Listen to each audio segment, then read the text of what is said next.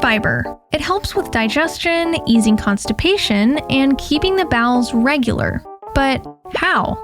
Foods like rice, carrots, and peas provide a type of dietary fiber that isn't able to be digested by the body. And this undigested material adds bulk to the stool, which in turn stimulates the intestines to move it through the body. Fiber is an important addition to the human diet.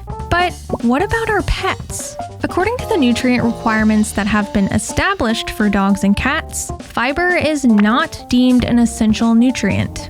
So does this mean pets don't need fiber in their food? Well, not quite. Fiber does help bulk their stool as well, which not only promotes healthy digestion, but also helps express their anal glands regularly. These glands are expressed when dogs and cats poop, unless their poop isn't bulky enough. If these anal glands aren't expressed regularly, fluids can build up and cause an infection. So fiber can actually be very beneficial in our pet's diet. But what's the best way to provide fiber? Well, us humans typically get fiber through plant sources like grains, legumes, and vegetables. Grains include things like rice, wheat, and corn, and legumes are things like lentils, peas, and beans. And it turns out, if you look on the back of any dry or canned pet foods, in almost all cases you'll see at least one of these foods in the ingredients list, often taking up about 30 to 60% of the food. Does this mean that they're good for dogs and cats? A big reason grains and legumes are added to pet food is because they contain a lot of starch, which help bind all the ingredients together. This makes it easy for the food to keep its shape. Many pet food companies claim that these starchy foods are healthy and nutritious ingredients. And sure, they can be for us humans, but are they really healthy for dogs and cats? Well, dogs and cats fall under the order Carnivora, meaning they've evolved to primarily eat flesh. In the wild, they're virtually never seen eating grains and legumes. And they also lack the proper digestive functions to break down and absorb nutrients from them. Another issue with grains is that they're very calorically dense, which can quickly lead to weight gain and even obesity in pets. Foods like rice, wheat, and corn also have a high starch content. And once digested, starches turn into glucose, or sugar. A diet high in these foods can cause irregularities in blood sugar levels, which isn't something a carnivore's body is used to.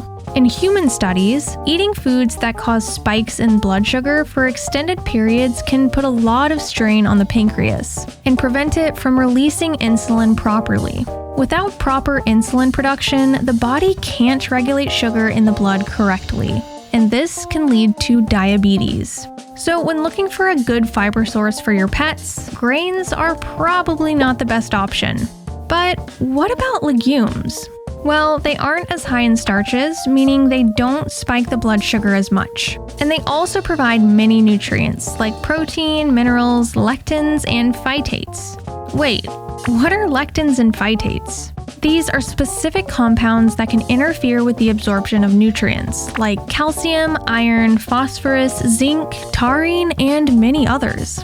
In other words, these aren't nutrients, they're anti-nutrients, and may lead to nutrient deficiencies.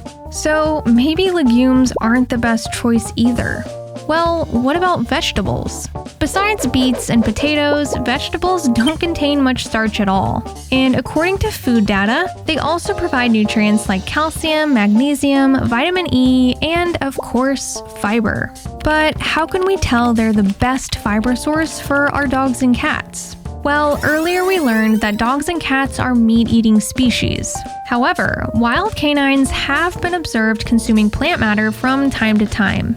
But does this mean vegetables are the best fiber source out there? And what about cats?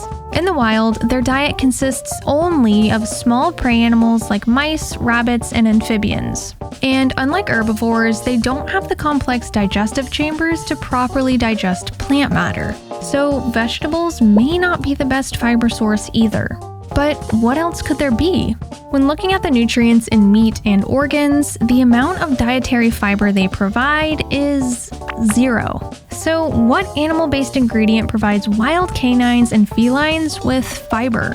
Well, when our pets or their wild ancestors hunt, they often eat the entire animal, head to tail, leaving little to no remains. And can you guess what fibrous material comes with eating a whole animal? Fur and feathers.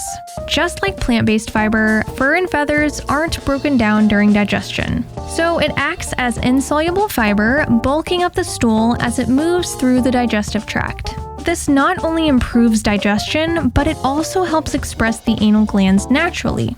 Okay, but couldn't this lead to hairballs? When pets consume too much loose fur, this may cause hairballs to form. But the key here is that the fur is loose, which can start building up in the GI tract along the way.